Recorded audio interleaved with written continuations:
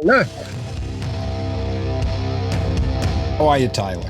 I am doing so good, man. It's great to see you. Start rehearsals on Monday, and I'm just going off the grid. And I haven't done any interviews since the video for The Teeth of the Hydra was released. That's like our MO. You know, Tyler, you have a great channel. You're a really great for our guitar community. You do a lot, and I want to do this with you.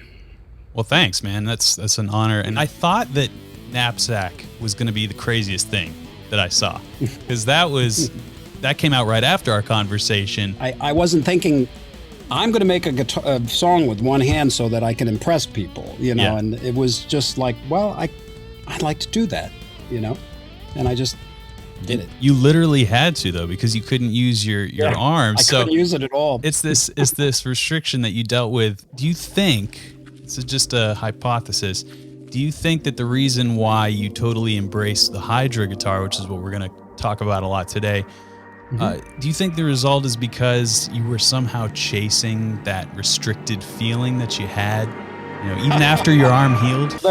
That's a very romantic idea. The Hydra guitar came as just as like a vision, and it's not the way the guitar looks. I wasn't quite sure how it was going to look when I was conceiving it in my head, but ultimately, I just loved the idea for many, many years, ever since I saw Jimmy Page with a double neck before I even started playing the guitar, you know. I was fascinated with multi-necked instruments. And, you know, it's like this. This is how the Hydra and the song happened. First double neck guitar I got, I was 14, and it was the first guitar I bought with my own money, making, washing dishes and doing a paper route. And I loved it so much. And that's where I actually carved a lot of my chops as a teenager, on that double neck. And then as time went on and I was able to kind of get a little more ridiculous, you know, I started designing all those other guitars, but none of the, you know, the big heart guitar. Yep. And, you know, with the heart guitar, the triple neck heart guitar, originally that came out, I designed that for a video. It was a prop, you know, and because it was David Lee Roth, you know, so I wanted to just do something outrageous, you know. And I always felt a little guilty that I never really utilized it, you know, because I really can't do this, you know, like Michelangelo. Yeah. He really can do that stuff, you know, and I can't, you know, I do it a little bit, but still, the idea was to create something that can be comprehensive, you know, so that it's the only thing in the track, maybe, you know, with some drums and keyboards. And that's what I wanted. So I knew it needed a bass and, you know, all these things. And I was into the steampunk thing. And I sent all that stuff to Hoshino. And then we saw the renderings, and it was stunning, you know. And then they started to build it, and it took some years, and we were going back and forth. And when I finally got the Hydra, it was just incredible. And I knew I had to write this song. And it was daunting, you know, because I had it as a vision, but you know, when I finally sat behind the instrument, I was like, oh my God, what did you do? You know? Did you know, like, what to expect do? From the sounds at all? Or you in just, my mind? Yeah. And the Hydra is a highly technical instrument. I mean, it works. I mean, everything on it is real. And I knew that. And I knew that I couldn't design a guitar that was just a you know, eye candy. I had to do something with it, or else I'd be a punk. Well, you mentioned know? you mentioned the word magic, and the people want to know. It looks like when you walk up to the Hydra, you pick up the guitar, and it somehow is like levitating in front of you. And like, is there some black magic going on? Like, should I ask you what the winning lottery numbers are, or what's happening? If you like, Tyler, I don't know if this is a secret. It's a waist strap. Oh, there we go. I don't think it's like floating, or I'm holding it up with my penis or something. I thought it was. If I could do that, I'd have a real career. Yeah. Seriously, man. I thought it was a belt buckle apparatus. That could have been something interesting there. But yeah, I actually kind of like that, but it wraps around your waist, and all the weight of the Hydra's on your hips. I got you. Which so there's nothing on your shoulders or your back, but it's on your legs, man, and it's really hard. I mean, I'll tell you the whole story. I'm only gonna, I'd like to document that video one time, and I've decided to do it with you. You want to look at the video? Yeah. If you give me screen sharing access, I can. That location it's a old chocolate factory in downtown LA. I thought it would just be so cool to have that, the Hydra coming out of the smoke, and walking up to it. Those that are wondering how the Hydra is being held on my body, you see the strap? There it is. It goes around your waist, and then the Hydra's held, and there's another one on the other side. Gotcha.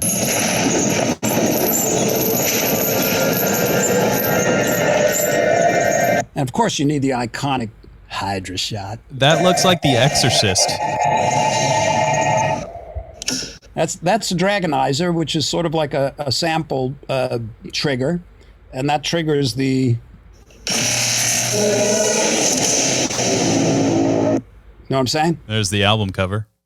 Yeah, and I wanted to kind of the idea of the way I was going to look in this video was in place quite a while, because I like the idea of the blindfold, and I actually tried to practice the song playing with the blindfold, because I thought that would be an extra layer of just insanity, But I kept falling, because the Hydra, if you can't see what you're doing, it's just like, whoa.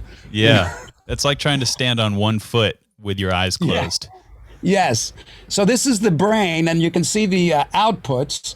So the Ethernet cable, you see the Ethernet cable on the left? Mm-hmm. It goes in there, and then the 4 outputs. We don't have outputs plugged in because we're shooting a video. It's not live. I was able to connect every note standing up. By the time I shot this video, I had to. There was a demand I placed on myself, because when you watch this video, you want to see me connect. I wouldn't expect anything less from you. Yeah, so I do it for you. Thank you.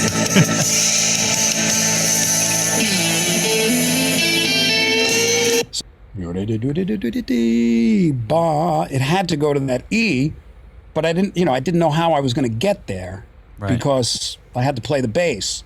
So if you notice, it's kind of cool. I pull off the note with my pinky. You see, with the waist strap, you could lean back like that, and the Hydra stays where it is. That's kind of cool. I might try that strap with the regular guitar. I'll tell you one of the hardest things about recording this song and playing it is holding the pick in this B section, because I had to practice this a lot. Well, because you're doing that, you have to move the pick when you do the thumb slide on the bass. And then and as you know from being a guitar player, when you hit a melody note, when you hit a note, your hand has to be in a particular position, and the pick has to be a certain way, or else the note's not going to come out sweet, And the thing is, that's a conscious effort to do the harder thing, because I feel like at certain points you could potentially get away with hammer-ons from nowhere, like to start a phrase, but having that pick attack to start some of these melodic lines, and then you can, legato your way where you need to. That's a difficult, because obviously a pick note is going to be better than a hammered-on note as far as the attack, and you want that for the melody, but choosing to do that, it's like, I know I can do this thing. I don't want to do the easier thing. You're also competing with the composer in your head that's saying, oh, sorry, it's got to be this note. So how are you going to do that? So you're absolutely right. There's a lot of there's not a lot of real estate for hitting a note. So you got to pick your battle. You got to pick your note. Yeah. And then do the flurries around it. Mm-hmm. That make it work. So here's a good example of the death-defying pick maneuver. Watch the right hand.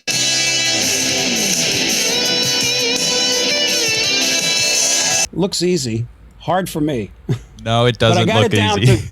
I got it down to probably being able to hold the pick 4 out of 5 times. Okay, so now when the chorus was coming up, I knew I wanted it to be, the chorus had to be the teeth part of the Hydra. It needed a bite, needed to be intense, needed to be.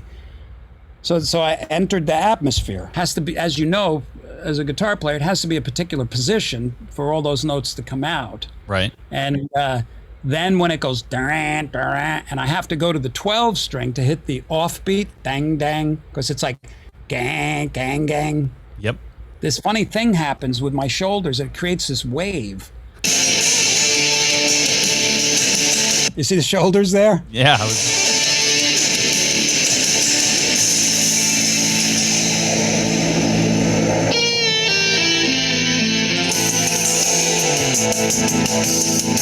This was the only time where I almost, where I lost the focus for a minute, and it was because I started to occasionally when I'm playing, I start finding myself swaying. Just happens, and it usually happens when I'm really into it. And here I was starting to sway, but the Hydra is so heavy that it's like if you're not careful, it'll catch you. Yeah. And then you go down. You'll start going down with it. So there's one spot here where you can see I'm playing, and I'm being real, moving like that, and then it almost gets away from me, and I have to I got to grab the guitar real quick.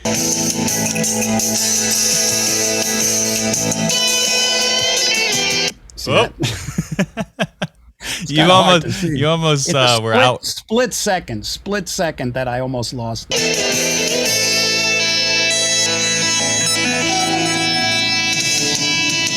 Okay, what's going on right there? Wondering what is that? Yes. A magician doesn't give away all their tricks. You know what? I don't even know if I want to know. I think I might just want that one to be a secret. Okay, well, I'll just tell you this, and you'll get a kick out of this. You know what the seducer is right there, right? Okay. The thing I'm touching? Mm-hmm. Well, when you touch the seducer, you need a climax regulator. Is that so? Is that so? Yep, that is so. And then just so you know that I know that you get the joke, I give you a honk and a wink. I noticed it, and I just didn't know what you meant, but now I am much more well informed.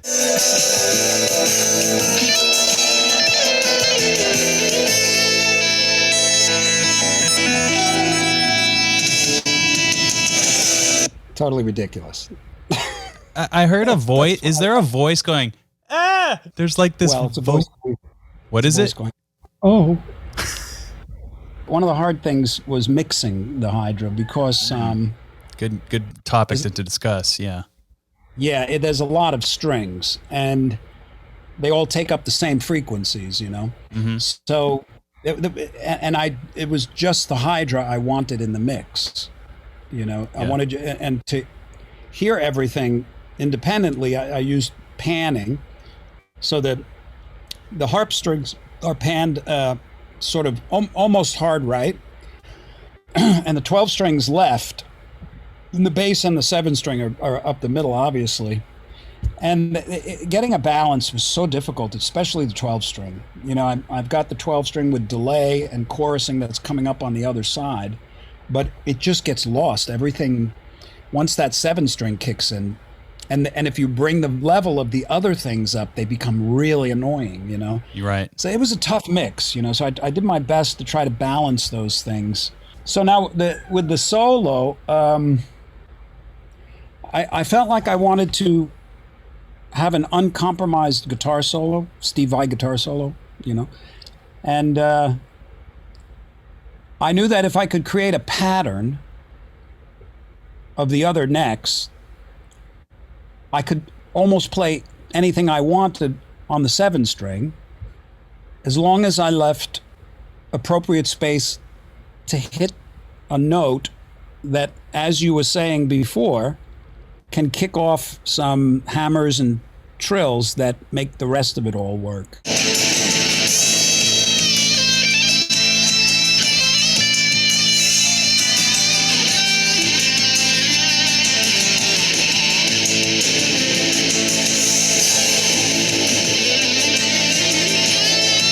So like doing things like that, like a solo with that other pattern going on, it kind of just takes overriding your natural sense of guitaristic technique. Because if you listen to just the solo, it sounds like I'm just doing a solo and picking the notes and stuff like that.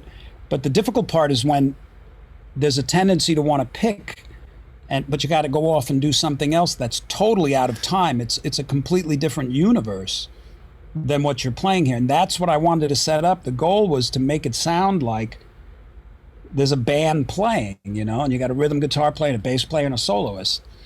And I knew it was possible because everything's possible if you believe it is. And it was just a matter of kind of sitting and working on it little by little. And here's a great way to circumnavigate frustration. Okay, because many guitar players come up with great ideas for themselves that are completely perfect for their wheelhouse. You know what I mean? Mm-hmm. And when they start to try to learn their idea or execute it, and I know this because it's happened to me many times, there can be a frustration. Like, why can't I do this? And then once you go there, you'll attract more thoughts like that. Like, well, somebody else could probably do this much better, or nobody's going to care. So when you're in that working out an idea, a great thing to do is celebrate every little accomplishment. I like that. This is really, I'm serious about this, Tyler. I mean, when I just was able to go and just hit that one note, it took a while to just get the pattern, and then just to hit one note, I'm like, yeah, okay, I got it. I got the one note. You know what I mean? I mean, this is my exact experience when I learned like my first blues lick. I'm pretty sure I played that thing over and over and over, and I was like, this is I am the best. This is amazing. And this is like the Hydra equivalent, I suppose, of that yes, feeling. And it never ends. It can happen all sorts of situations, but it does when you have a good idea that you want to accomplish. By appreciating every little accomplished step along the way, it inspires you and it keeps you enthusiastic. It doesn't mean that you're not going to feel some frustration, Yeah. But the frustration at that point is more or less just kind of like a habit or something. You don't get drawn into it. You're right. Because you got the goal of getting the next note.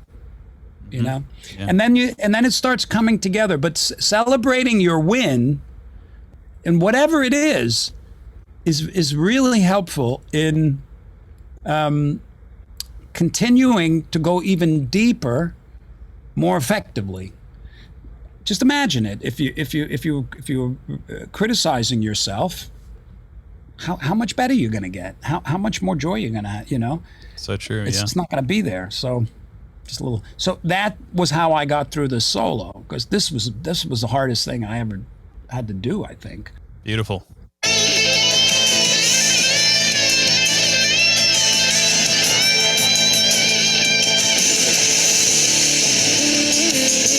I also knew that I wanted to utilize the other necks somehow in more of a solo way. So that's why I got a couple of bars of bass solo and stuff. But I know that for some people, when they see something like this, they just go, why? It's totally over the top. It's totally ridiculous. Whatever, And that's fine. I get it. To those people, I say, why not? Yeah. Well, to those people, I say that.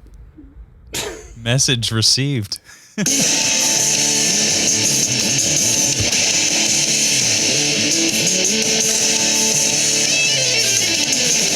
How big was the celebration when you got the downward legato run onto the bass slide? Bam! Yeah, that's a good one, brother. That was another kind of hard one. The hardest thing about that riff for me was getting the first note to come out of the riff. Is that your pinky hitting it? Yeah, it's the pinky, and it's also the notes are ringing. You know, the strings are sympathetically ringing, and to get one clean note, because usually you would hit the note with your pinky and mute the other strings. But yeah, that was a tough option on this, and I wanted to make sure I utilized that 12-string neck because it has a tonality that sticks out that's very different than the rest of the textures of the song. And I also knew that I wanted to use that fretless part of the neck, and that's the next riff.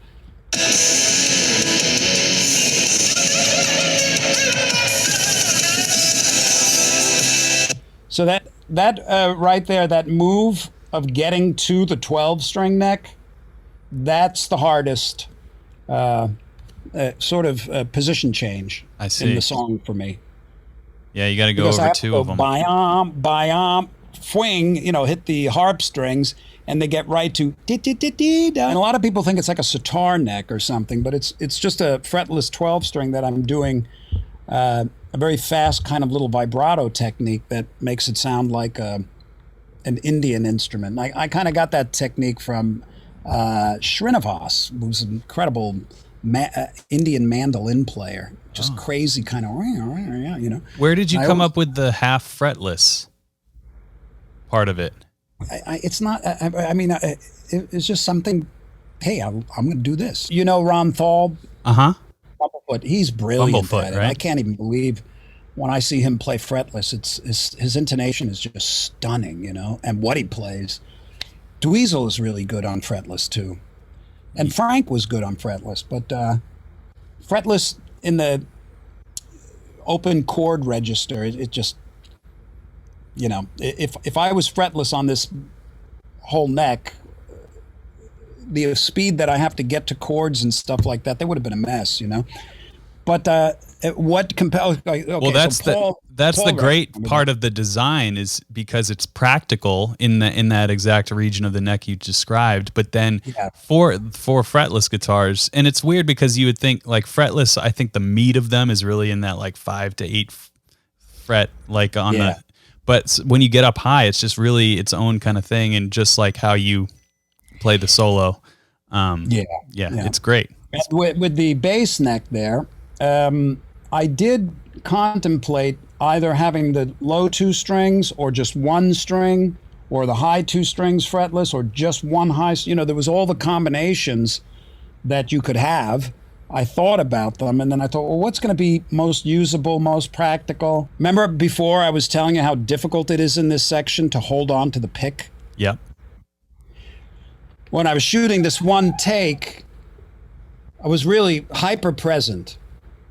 And when you're present, I know this is going to sound crazy. You can control psychological time. You control time for you. I'm playing this part, and I lost the pick. The pick started to go away from me. I actually felt no sweat. That pick. I'm going to grab it, and I'm going to flip it, and I'm going to get it right to the right spot. And it just happened because time was standing still. You were in bullet time. Bizarre.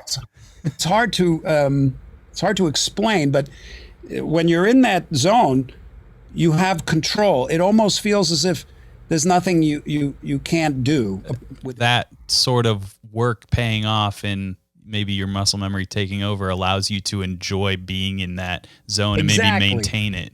And sustain it. And that was something where I was able to have that muscle memory as a backup, but take control in a very, very split second. And that's why this is so fascinating to me.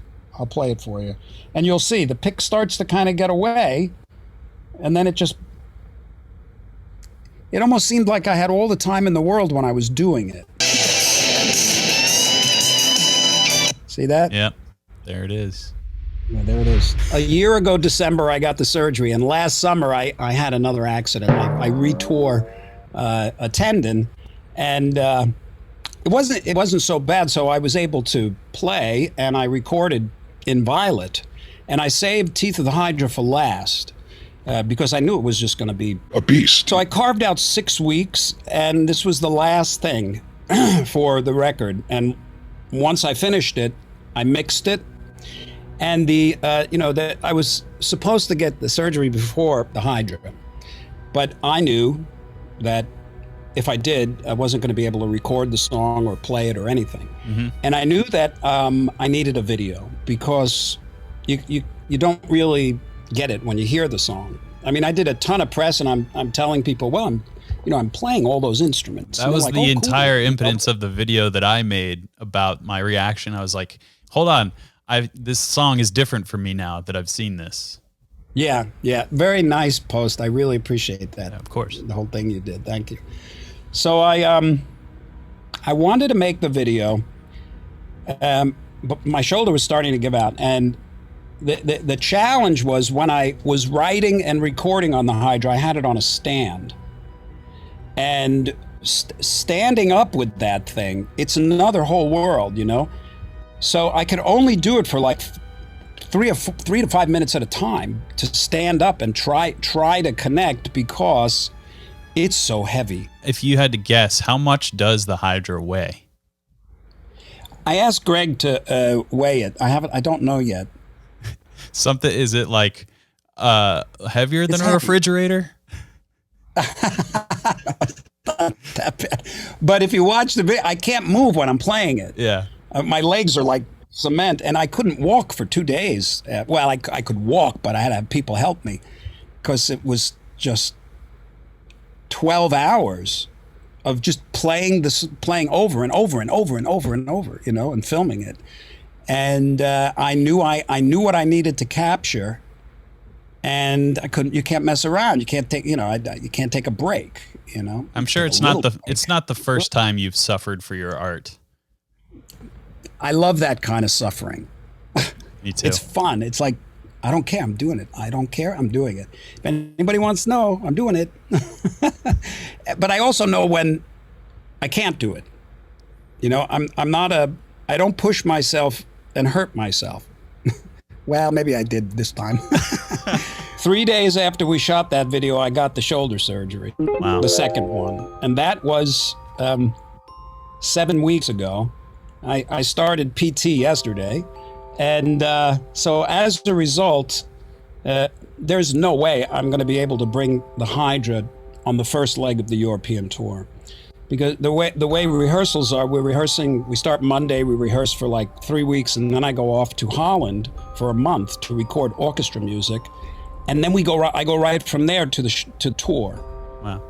So there's like no way I can go for a month without shedding on the Hydra, because you have to continue to keep playing it in order to be able to connect, So I'm looking forward to perhaps bringing it out in America. Another problem with the Hydra is shipping it. It's really expensive, and also especially now. And also, it's a very delicate instrument, and the Rode has a tendency to beat the shit out of stuff. A 12-string neck, half fretless, and that is the 12-string neck on top. Then we have a piezo on-off button, 12-string on-off button, 12-string volume fader, 12-string piezo volume faders. Then there's a sustainer pickup, and then we move to the 4-string bass necks, which is half fretless on the heavier 2 strings, bass volume fader, bass on-off button. Moving to the 7-string guitar neck, there's a 7-string on-off button, 7-string coil tap, 7-string pickup selector switch, 7-string volume fader. Moving to the MIDI section, we have the MIDI on-off knob, the MIDI switch 1, switch 2 buttons, the MIDI volume knob, 13 harp strings, and then we have the harp volume fader, harp on-off button. Now we get to some interesting things: the seducer, the sample meter, and the dragonizer, not to mention the climax regulator. We have a master on-off button, an optional lamp input, and an Ethernet 4-way output. So, did I miss anything? There's some sample triggers planted. Okay. Sample triggers. Yeah, there's little sample buttons So, like that. I don't want to give away too much, but like the seducer, it's got a sample button, and the dragonizer is it kicks in. So the output of the guitar, a lot of people may be interested in this because you just see the one little cable, but that's a Cat 6 Ethernet cable, and everything goes through it, except for the samples. Like we got another little MIDI cable, but all of the necks, the 4 necks, basically, I'm calling harp strings a neck, and the MIDI and all the electronics, the power, go through that Cat 6 cable, and then they go to that old box on the floor, and that's kind of like the brain, and that thing weighs more than the Hydra, like double, and that takes the signals and it splits them out from the Cat 6 cable, and then it sends out, and you can see on the front there's the outputs, and they send mono outputs for each of the neck to wherever I want to send them, and I send those 4 inputs into my Axe-Fx 3, the Fractal, because it has 4 inputs, which is really nice. It's perfect. So I go in there, and then once it's in the Fractal, man, you could do anything. So we set up special patches that allow me to take each one of those mono inputs and make them stereo, and then you can kind of, flesh out the sound, and for each neck. And then the output of the brain for the 7-string neck goes to my main rig, and the other necks go to the outputs of the Fractal. The stereo outputs now come out of the Fractal and go to the front of house and the monitors or the console, stuff like that. So just it's a using your hand version of pedal dancing almost. When are you finding yourself using these knobs? Are a lot of them for mainly useful for studio purposes? How do they incorporate into the live performance as far as the string noise and all that controlling this whole thing? Well, if you watch the video very closely, you'll notice that I had to work into the movements a lot of muting. Yes. Like all that bass sliding stuff and everything. I mean, everything needed a mute. You know what I mean? Each neck, except the 12-string, which you want to have open. Yeah. So the harp strings, it was quite a challenge to figure out how I wanted them tuned, because with the Hydra, it's not like I can. And this is the first song I've done with it, and whether I do more or not, I don't know. I'm starting to get some pretty wild ideas, and can't wait.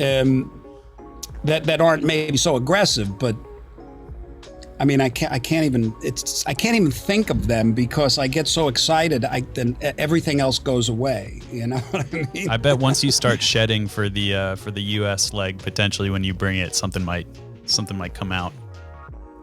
Well, maybe, but the thing is it requires undisturbed time. True. 15-hour days of undisturbed time to get, for me at least, to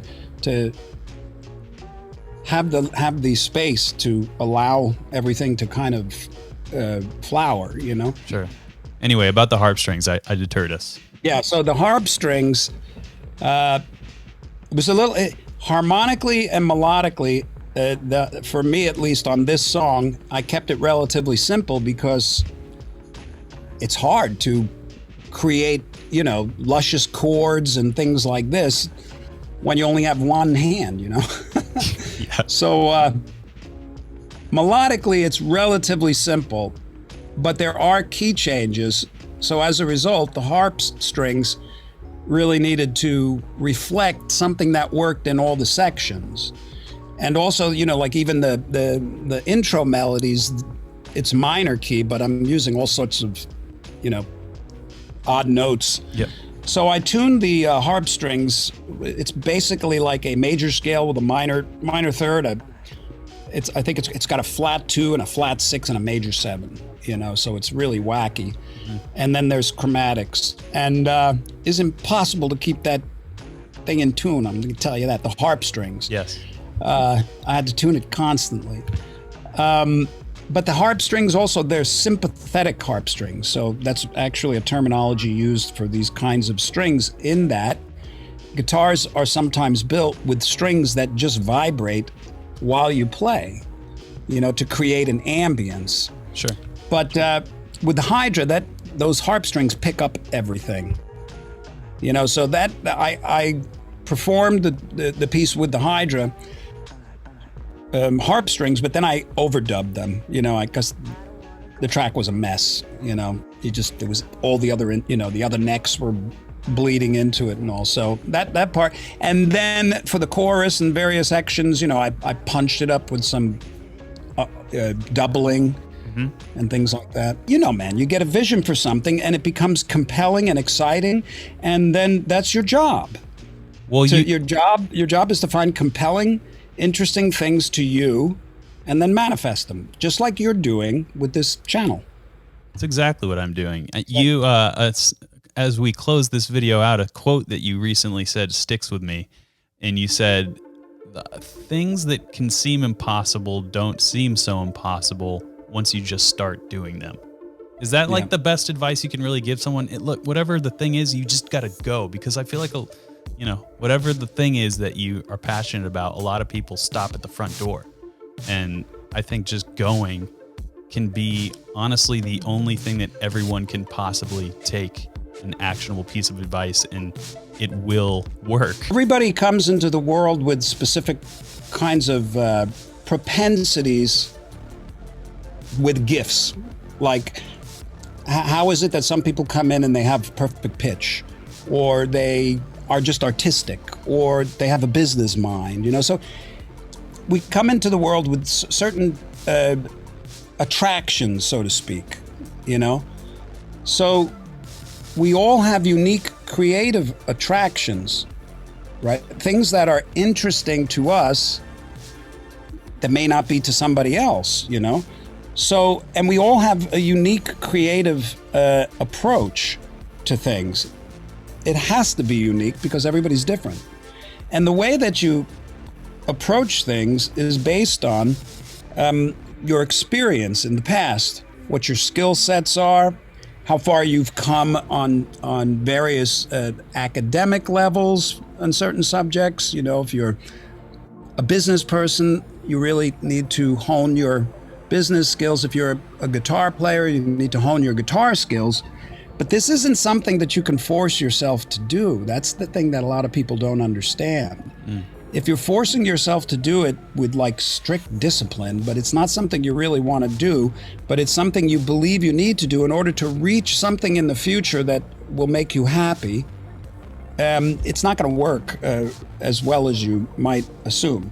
There's a better way, a much more powerful way, and that way is by first being able to identify with your creative interests, like your real creative interests now. The ideas that you get that are inspired, they come from,